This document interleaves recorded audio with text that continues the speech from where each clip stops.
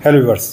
आइए आज बात करते हैं हमारी नई सीरीज़ जिसमें हम लाइफ स्टाइल के बारे में डिस्कशन कर रहे हैं, जिसको यूनानी सिस्टम ऑफ मेडिसिन में असबाब सित्ता ज़रूरिया कहा जाता है, यानी कि 6 एसेंशियल थिंग्स, जिसमें हम पहला पार्ट हवा यानी एयर के बारे में बात कर चुके हैं, दूसरा पार्ट माकूलोत मशरूबात यानी खाने पीने की चीज़ें, और आज हम बात करेंगे थर्ड पार्ट के बारे में हरकत व सुकून बदनी यानी फ़िज़िकल एक्टिविटी एंड रेस्ट। पहले चैप्टर हमने देखा कि हवा जो कि ज़िंदगी की पहली शर्त है, खाना पीना जो ज़िंदगी को कंटिन्यू करने के लिए, उसको डेवलप करने के लिए, उसको सस्टेन करने के लिए दूसरी शर्त है, और एक्टिविटी एंड रेस्ट वो सब को इस्तेमाल करने के लिए, यूटिलाइज़ करने के लिए या उसको ज़ाहिर करने के लिए तीसरी शर्त है। तो हरकत व सुकून यानी एक्टिविटी और रेस्ट, ये दो बहुत इम्पोर्टेंट चीज़ें हैं जिसको हमें अपनी ज़िंदगी में समझना चाहिए। इनकी क्या मीनिंग होते हैं, क्या इम्पोर्टेंस होती है। आमतौर से हम अपनी ज़िंदगी भर खूब भाग दौड़ करते हैं, सोते हैं, लेटते हैं, बैठते हैं, लेकिन कहाँ कब क्या इसकी कितनी इम्पोर्टेंस है इस बारे में हम नहीं जानते, जो कि जानना ज़रूरी है। क्योंकि जो कुछ भी हम खा पी रहे हैं उसका सही यूटिलाइजेशन या सही उसका जो इस्तेमाल है वो हरकत और सुकून पर डिपेंड होता है। फॉर एग्ज़ाम्पल, आप जो हरकत करते हैं उससे एनर्जी पैदा होती है और आपकी कैलोरीज बर्न होती हैं, यानी कि मादा तहलील होता है। तो मादे का तहलील होना भी ज़रूरी है और एनर्जी का पैदा होना भी ज़रूरी है। अगर आप एक्टिव नहीं रहते हैं तो लेथार्जिक हो जाते हैं, इनएक्टिव हो जाते हैं, एनर्जी नहीं होती है। लेकिन अगर आप ओवर एक्टिव हो जाते हैं तो आपके अंदर इतनी हरारत और तस्कीन पैदा होती है कि आपको थकान फील होती है, कमज़ोरी फील होती है। इसलिए मॉडरेशन या एतदाल हर चीज़ में ज़रूरी है, चाहे वो खाना पीना हो या एक्सरसाइज हो या सोना हो। एक्टिविटी की जब हम बात करें तो हमें मैं एक कॉन्सेप्ट अक्सर लोग गलती करते हैं, उसको पहले एक्सप्लेन कर दूं। जब हम अपना वेट लॉस करना चाहते हैं, जब हम वज़न कम करना चाहते हैं, तो उसके लिए जो हम एक्सरसाइज करते हैं अक्सर उसमें हम तेज़ चलते हैं।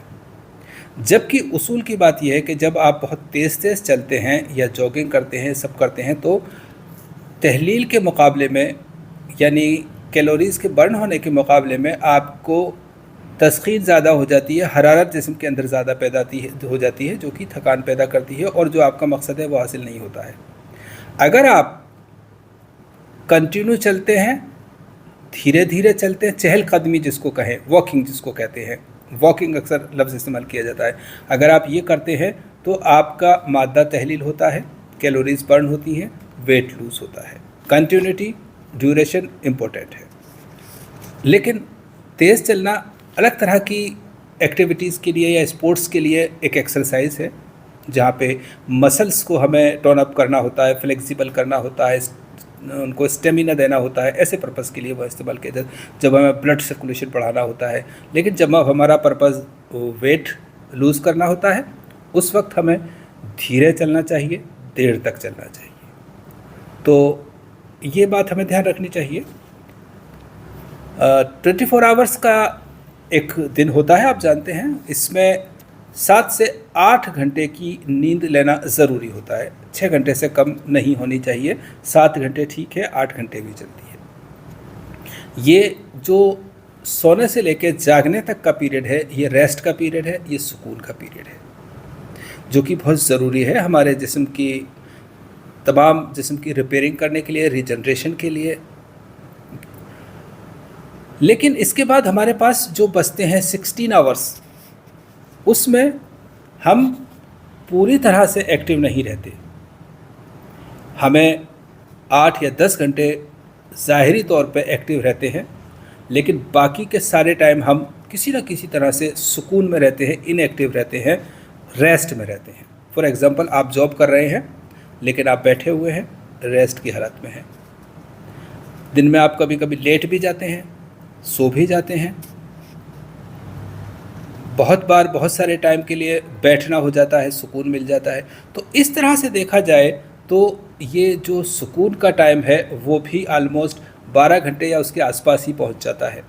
आप और भी कुछ करें, जैसे खाना खाने के लिए अगर बैठे हैं तो ठीक है, यहाँ पे किसी हद तक रेस्ट भी है लेकिन एक्टिविटी भी शामिल है, वो एक्सर्शन नहीं है यहाँ पे। तो इसलिए सोने का जो टाइम है जिसको हम एक्चुअली रेस्ट कहते हैं वो 7 घंटे ही होना चाहिए, क्योंकि बाकी हमारे जितने आवर्स हैं उसमें भी हम थोड़ा बहुत थोड़ा थोड़ा करके इन बिट्स इन पार्ट्स रेस्ट कर लेते हैं।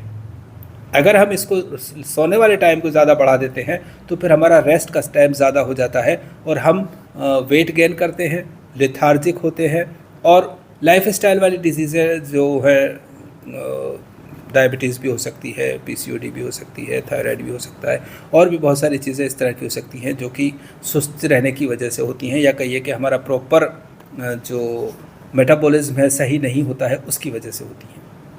इसलिए ज़रूरी है कि हम रेस्ट में और एक्टिविटी में एक मॉडरेशन, एक एतदाल पैदा करें, एक बैलेंस बनाएं।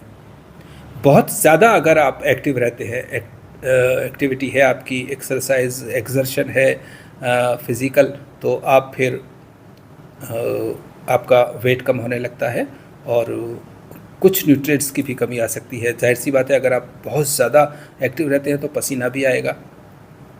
तो इसलिए उस वक्त अगर आपका जॉब ऐसा है, आपका काम इस तरह का है, तो आपको उस वक्त जो रिहाइड्रेशन का यानी पानी के इंटेक्ट का ध्यान रखना चाहिए, और जो न्यूट्रिएंट्स हैं उनका ध्यान रखना चाहिए लेने के लिए, और रेस्ट का जो टाइम है वो लिमिट में उतना ही होना चाहिए।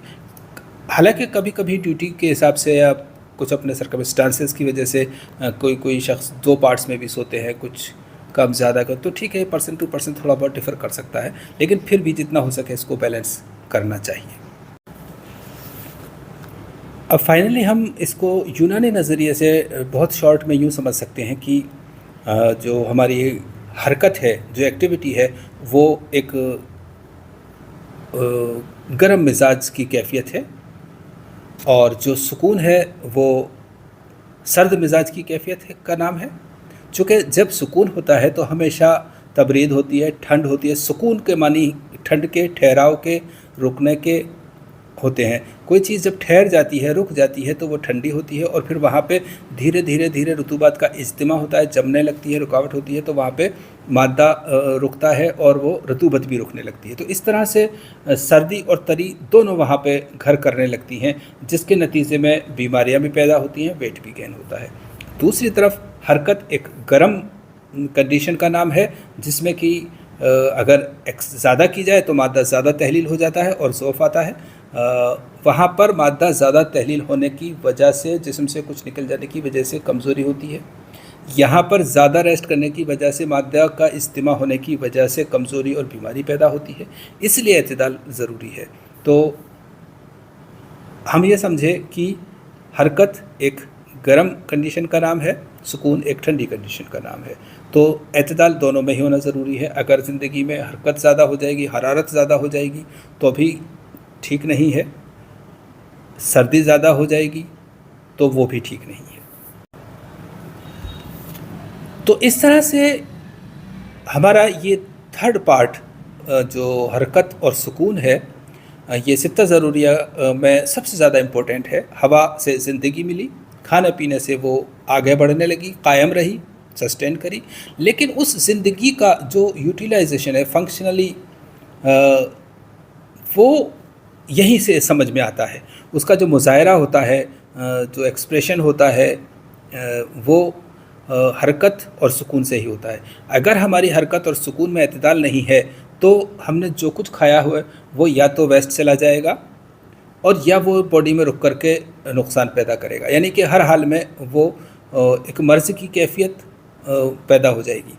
इसलिए लाइफ स्टाइल में ये चीज़ बहुत इम्पोर्टेंट चीज़ है। हालांकि दूसरी चीज़ें भी अपनी जगह इम्पोर्टेंस रखती हैं। यही वजह है कि इन 6 चीज़ों के बिना ज़िंदगी जो है हेल्दी नहीं रह सकती। तो फ़िलहाल इतना ही। अल्लाह हाफ़िज़।